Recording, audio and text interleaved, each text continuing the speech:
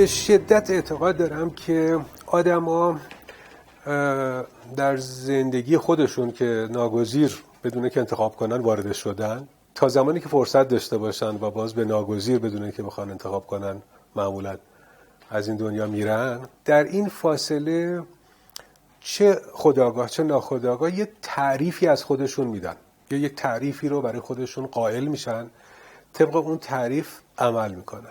مثلا یه نفر ممکنه که تعریفش این باشه که من بایستی پولدار بشم، من باید تا میتونم پولدار بشم و امکانات مالیم وسیع‌تر بشه، نمیدونم به خانواده مرفهی داشته باشم و یه نفر دیگه ممکنه که تعریفش این باشه که من بایستی یک معادله رو که تا به حال هیچ کسی در جهان در علم مثلا ریاضی نتونسته حلش بکنه، من اینو باید حل کنم. مریم میرزاخانی در فرصت کوتاه 40 ساله زندگیش انگار هدفش این بود که اون معادله رو حل کنه بالاخره. منم تعریفی که برای خودم شاید از دوران نوجوانی انگار پیدا کردم اینه که درگیر فعالیت هنری میشم در حوزه‌ای که به خصوص سینما برام خیلی پررنگ‌تر از همه بود، یعنی بیش از هر حوزه دیگه‌ای منو درگیر خودش کرده بود و در اون حوزه مشارکت میکنم در خلق آثاری که میتونه موندگار بشه. همونطور که من به عنوان مصرف کننده الان وقتی به عنوان مخاطب دارم میگم یه فیلم کلاسیک رو میبینم یا یه فیلم جدید رو میبینم ولی کیف میکنم و لذت میبرم، یک رمان رو میخونم کیف میکنم و لذت میبرم، فکر میکنم که چرا من سهیم نباشم در خلق اثری که بتونه این لذت رو به دیگران بده، بتونه یه روزنه جدیدی رو برای مردم دیگه فراهم بکنه، یه افق تازه رو باز بکنه. چرا من تو اینا سهیم نباشم؟ همیشه تلاشم این هستش که سعی خودم میکنم که حداقل در مشارکت یک خلق یک اثر فرهنگی، این مشارکت سالم و فعال و سنجیده‌ای باشه. به عنوان شغل نگاه نمی‌کنم کارم رو، به عنوان یک فعالیتی که میتونه تاثیرگذار باشه میبینم. این اون تعریفیه که دارم. به همین دلیل تعریف من به عنوان کسی که کار میکنه، حالا در حوزه‌های مختلف، چه کار سینما و طراحی و اینا میکنه، چه کار صنفی میکنه، چه یه گوشه مدیریتی یه پروژه رو بر عهده میگیره، همه اینا به من تعریف اون آدم میده. من کسی هم که جهت اصلی زندگیم کار کردن برای کاری که بتونه تاثیرگذار باشه. هیچ تعریف دیگه ای رو برای خودم قائل نشدم، یعنی حتی تعریف پدر، تعریف کسی که درآمد خوب داشته باشه، تعریف کسی که از زندگی لذت ببره و میدونین همه این تعریفی که میشه مترتب باشه بر ذهن افراد مختلف رو کنار گذاشتم. کار کردن لذت هم از همینه و فکر میکنم هدف زندگی من.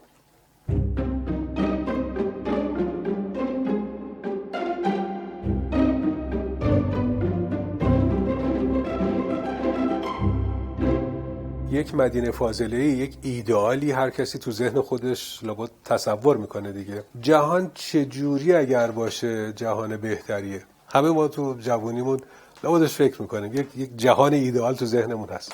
برای اینکه اون جهان ایدئال محقق بشه لابد یک تلاشی هم میکنیم، شاید هم نمیکنیم، ولی گاهی بعضی از آدم‌ها هستن که تلاششون میکنن تا اون جهان رو بهش برسیم.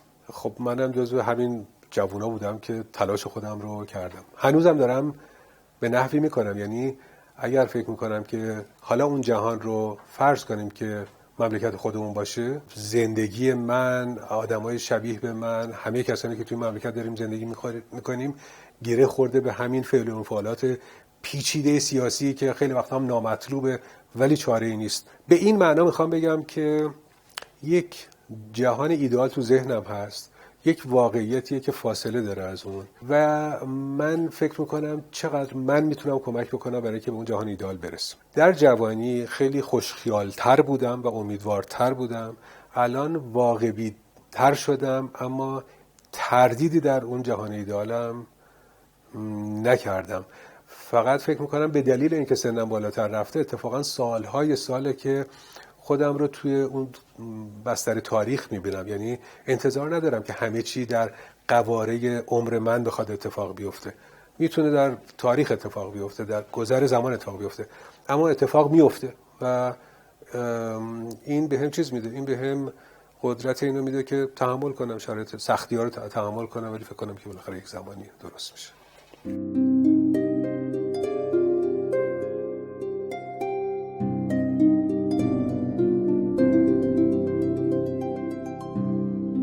مسئله حجاب نمیخوام بگم سانسوره، یک نرمی هست که در جامعه ما حاکمه، ولی این در تناقض با اون کاری که ما داریم در عالم سینما تصویر میکنیم. یعنی یکی از چیزایی که توی تولید فیلم خب آدم باید رعایت بکنه، ما تمام تلاشمون رو میکنیم باورپذیر کردن فضاست دیگه. خب خیلی وقتا لباس درسته و لباس واقعی قابل قبول یک پرسوناژ رو من نمیتونم تنش بکنم به دلیل اینکه دچار محظورات حجاب هستم و میدونم که این کاری که دارم میکنم غلطه، یعنی یک غلطی رو من دارم تن میدم بهش. خب این میدونم که در اساس این داره یه خطاست. آقای کیارستمی راه حل براش پیدا کرد. اصلا محیط‌هایی رو که ناچار بشه که حجاب غیر منطقی رو، حتی من حجاب در جامعه رو دارم میپذیرم، اما دیگه توی خونه وقتی که زن و شوهری کنار هم هستن، اینو چجوری من میتونم این حجاب رو توجیه بکنم؟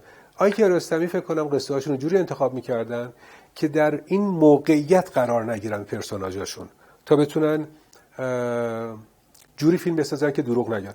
فیلم‌ها بنویسایی که به این ماجرا توجه نمی‌کنن، مرتب ما طراحای لباس رو در موقعیت قرار میدن که بایستی لباس غلط تنه یا پوشش غلط و غیر واقعی رو تن پرسوناژها بکنیم و این یک توافق جمعی هم هست که همه پذیرفتیم که این خطا رو بکنیم. این دشواری اساسی هستش که به نظر من ممیزی به یک معنا در واقع ایجاد میکنه. کاری که آقای عیاری کردن در فیلم کاناپه پیشنهاد یک راه حل برای همین مسئله بود که مشکل شرعی نداشته باشن و بتونن فضای قابل باور رو ایجاد کنن که اونم تبدیل باز به یه حساسیت‌های دیگه‌ای شد و به نتیجه نرسید متاسفانه.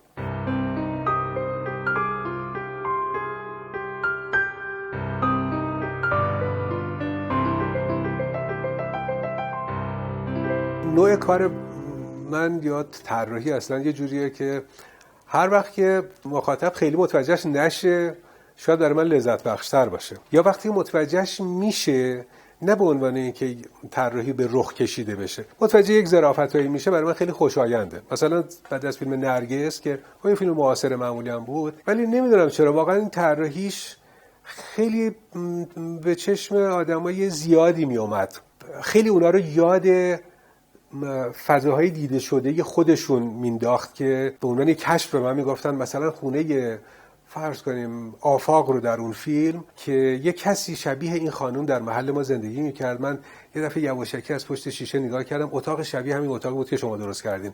خب پس یعنی من درست کار کرده بودم. این برای من خیلی لذت بخش بود. یا مثلا فیلم بانی اردیبهشت وقتی که تموم شد در حال یه مدل جدیدی از طراحی بود. بعدها چه میدونم یه نفر اومده بود خونه ما و یکی از اون تابلوهایی رو که تو همون کار من طراحی کرده بودم تو خونم بود دیده بود، یادش اومده بود که این مال اون فیلم بود و به یادشون مونده بود برای. خب ایناش حتما میتونه برای ما خیلی چیز باشه، خیلی خیلی جذاب هم باشه. ولی بیشتر از این کار طراحی، فیلم برداری، نمیدونم چهره پردازی، صدا برداری، اینا هیچ وقت تو پلان اول نیستن. همیشه مخاطب با فیلمنامه و کارگردانی روبرو میشه و نقش بقیه عواملی که کمک کردن اتفاقا تا اون اثر خلق بشه تحت شعاع اینا قرار میگیره. طبیعی هم هستش، انتظارم ندارم که خیلی مخاطب توجهی بکنه به کار، مشخصا به کار من.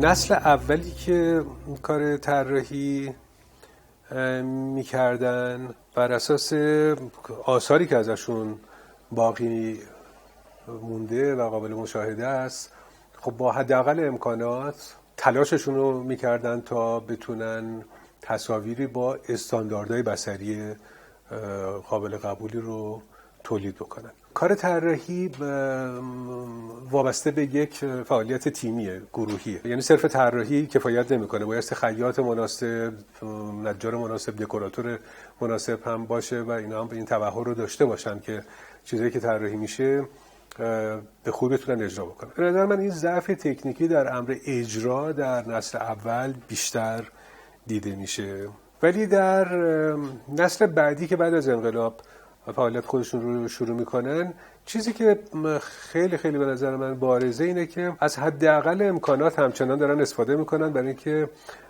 هنوز در ساختار اقتصادی هزینه تولید فیلم باهای لازم به امر طراحی داده نمیشه و کما اینکه زیرساخت‌های لازمش هم فراهم نیست. یعنی پلاتوهای استاندارد نداریم، کارگاه‌های مناسب برای تولید اکسسوار، ساخت و ساز دکور، تولید لباس و ملحقاتش وجود نداره و یه خورده در واقع آماتوری تجربی داره کار پیش میره، ولی با همون حداقل امکانات یک جوش و خروش خوبی دیده میشه که گاهی هنوز عملاً وقتی فیلمای 30 سال گذشته رو آدم نگاه میکنه به نظر میرسه که یک جلوه های خوبی از طراحی رو میشه در اون کارها دید، چون انگار دورانی است که داره کشف میشه، همه چی داره کشف میشه و در یک کار گروهی همه با جون و دل دارن سعی میکنن که به کیفیت مطلوبی دست پیدا بکنن. نسل جدیدی که الان دارن کار میکنن خب نسلی هستند که برخلاف نسل قبلی اطلاعشون از دستاوردهای طراحی در همه جای دنیا به یمن شبکه‌های ارتباطی که وجود داره خیلی زیاده.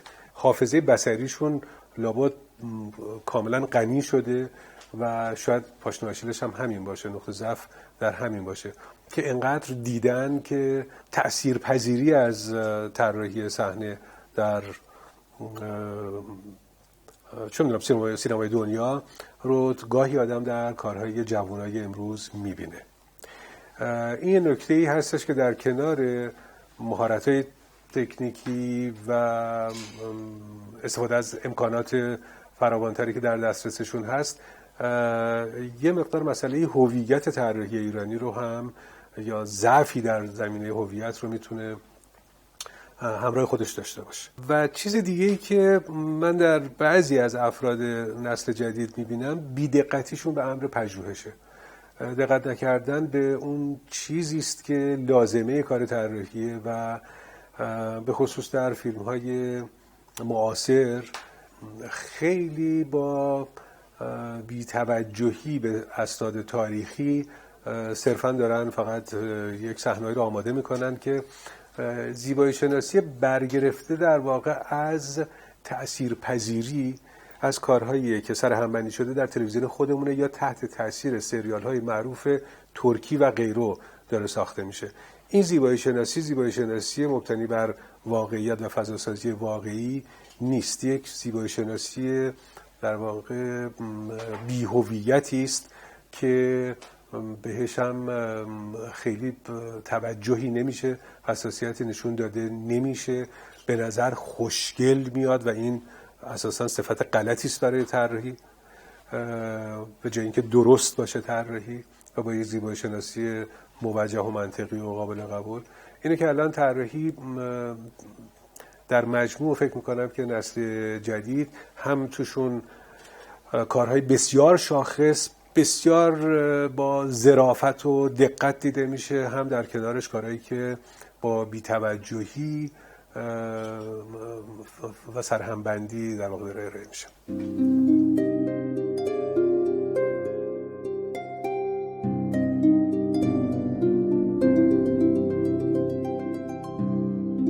این که بعضی از افراد خیال پرور هستن، این توانایی ذهنیشون رو خیلی خوب میتونن به کار بگیرن، میتونن خیلی خوب خیال پردازی بکنن. خب آره، این رو آدم میبینه که بین آدمای مختلف این تفاوت وجود داره. بعضیا این ویژگی رو خیلی خوب دارن و بعضیا کاملا بی بهره‌ن ازش. اما در کنارش خلاقیت یک بحث دیگری است.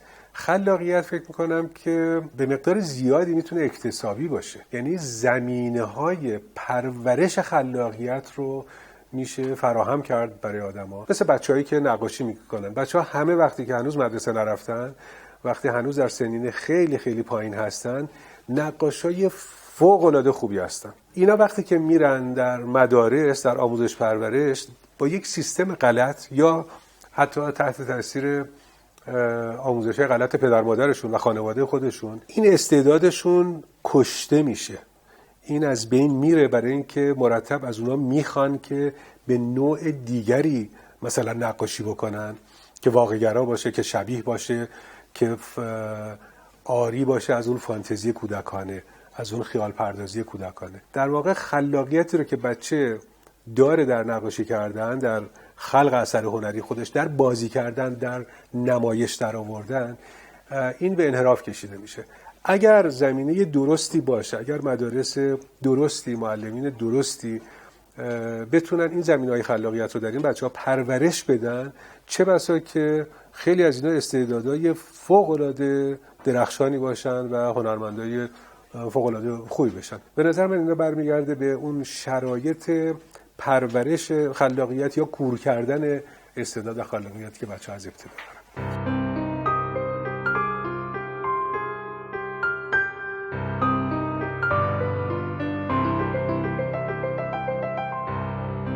تئاتر به نظر من یک قرارداد نمایشی رو با تماشاگر میگذاره و بر اساس همون نشانه ها و المان ها عمل میکنه. خیلی نمیشه انتظار داشتش که شما روی صحنه تئاتر بیان یک فضای کاملا رئالیستی رو ببینید. خیلی به ندرت ممکنه که یه همچین طرحی موجه باشه. از نشانه ها استفاده میکنن، از نشانه های محدود استفاده میکنن و تمام قدرت و ظرافت کارم اتفاقا در نوع استفاده از همین نشانه هاست و کارایی هرچه بیشتر از نشانه های محدود در صحنه تئاتر. اما در سینما کاملا ماجرا متفاوته. سینما علل اصول در عمده فیلم هایی که ساخته میشه عنصر باورپذیری و ایجاد فضای قابل باور اصلی ترین مأموریت طراح هستش. در نتیجه باید نمیتونه نشانه ها و المان ها صرفا استفاده بکنه. اما بعضی فیلم‌های تجربی، فیلمایی که خود فرمالیستی هستن، به هر حال فیلمای متفاوتی این امکان رو میدن که از نوع طراحی ویژه‌ای هم که مبتنی بر المان‌های محدود باشه، انتزاعی باشه، استفاده بشه. یا زیبایی شناسی یک فیلمی که حاصل در واقع رویکرد خود کارگردان هم در درجه اول بایستی باشه تا طراح به دنبال اون و همراه اون بتونه این زیبایی شناسی رو در فیلمش به کار ببنده. در اونجا ممکنه که شما از واقعیت فاصله بگیرین و از المان‌های دیگری استفاده بکنیم که بعضا ممکن انتزاعی هم باشه، ولی در اون ساختار و بافت نمایشی فقط میتونه معنی پیدا کنه، فقط در این صورت. و این جنبه غالب نیست، این استثناست.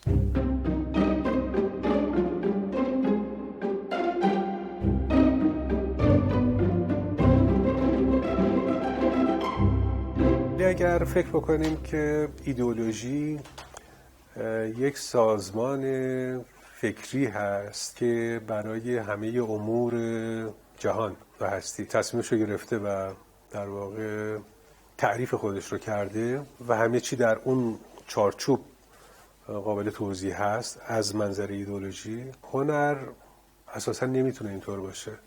یکی از جذابیت‌های هنر امکانی است که از طریق اون در ابتدا خود هنرمند و بعدم مخاطب هنرمند به یک کشفی از رویارویی با هستی روبرو میشه. اساسا اگر هنر بخواد خودش رو در چارچوب ایدئولوژی قرار بده، از عنصر کشف کاملا بی بهره میشه و لذت ناشی از کشف رو از بین میبره، چون چیزی رو داره بیان میکنه که از قبل همه مختصاتش تعیین شده چیز تازه‌ای رو نخواهد داشت. به نظر من تمام جذابیت هنر اینه که خود هنرمند وقتی که در یک اثر هنری، قصه، فیلم، تئاتر، به مصاف یک موضوعی میره، در درجه اول خودش میخواد یک موضوعی رو کشف بکنه، کلنجار بره برای اینکه چیزی رو در پس و پشت اون موضوع پیدا بکنه. تماشاگر هم وقتی یه فیلمی رو میبینه یا قصه رو میخونه، وقتی که این امکان براش فراهم بشه که بتونه از سطح اثر هنری پشت اون چیز رو پیدا بکنه که قبلا نمیدونست، اینجاست که بهش اون احساس لذت رو میده و رابطه بسیار فعال و لذت بخش رو با اثر هنری برقرار میکنه. اینه که به نظر من ایدئولوژی در یک منظر دیگری میتونه کارکرد خودش رو داشته باشه. ناگزیرم هست هر جامعه‌ای که به هر حال ایدئولوژی‌های مختلفی رو تجربه میکنه تا به کاستیاشون و نقاط قوتشون پی ببره و ازشون عبور بکنه احتمالاً. اما هنر اساساً نمیتونه از خاستگاه و منظر ایدئولوژی حرکت بکنه. اساساً بایستی بر خلاف ایدئولوژی حرکت بکنه تا بتونه چیز جدید رو کشف بکنه که بشر رو یک گام جلوتر ببره.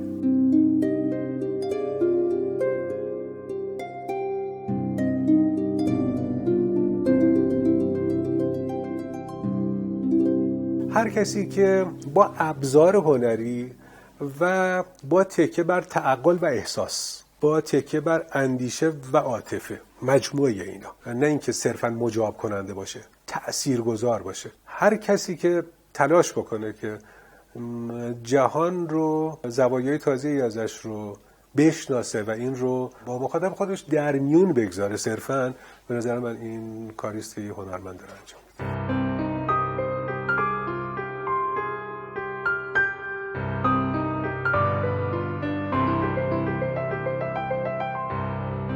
طراح خوب البته خب یه بحث فنیه که چند تا اصل رو باید رعایت بکنه. از نظر من در درجه اول پیش شرط هر طراحی اول باید درامو خیلی خوب بشناسه. یعنی از زبان نمایش رو باید خوب بشناسه. شناختی است که این فرد از نمایش داره، از دنیای نمایش داره، از زبان نمایش داره. در مورد صحنه هم همینطور. خب یه معماری خونه رو طراحی میکنه، ولی وقتی که یک طراح خونه رو برای یک فیلم داره طراحی میکنه، در واقع داره بر اساس یک اقتضاء نمایشی اون کار رو میکنه، نه صرفا طراحی یک خونه. در کنارش بایستی ابزار خودش رو بشناسه، یعنی بدونه که عنوان طراح صحنه یا طراح لباس چه امکاناتی داره. تاریخچه این مقوله رو بایستی بدونه، الفباش رو بایستی بدونه، گرامر در واقع طراحی رو بایستی بدونه، همه عناصرش رو بایستی بشناسه، ترکیب بندی بشناسه، رنگ بایستی بشناسه، بدونه هر بافتی چه تأثیری میذاره. باز به عنوان طراح چون بایستی صحنه‌ها و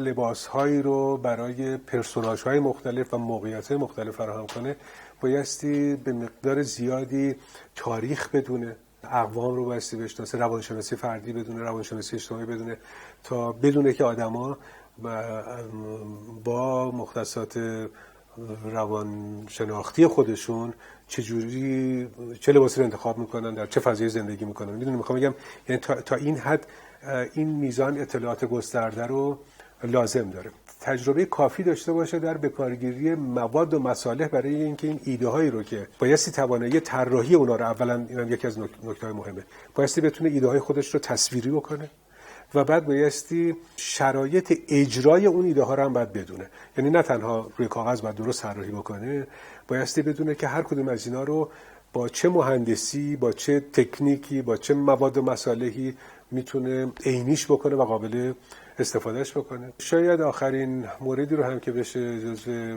ویژگی‌های طراح خوب دونست اینه که باید یک مدیریت قوی داشته باشه، برای اینکه در یک کار گروهی خیلی سخت، پرهزینه، پرمشقت، بایستی کار خودش به نحو احسن انجام بده. پس بایستی بتونه توی تیم ارتباط درستی رو با همه همکارای خودش برقرار بکنه تا بتونه در واقع کار خودش رو به سرانجام درستی برسونه. اینا مجموعه چیزایی است که یک طراح بایستی داشته باشه. تو هر کدوم از اینا اگر کاستی داشته باشه، به هر حال ضعفش رو یک جایی نشون میده.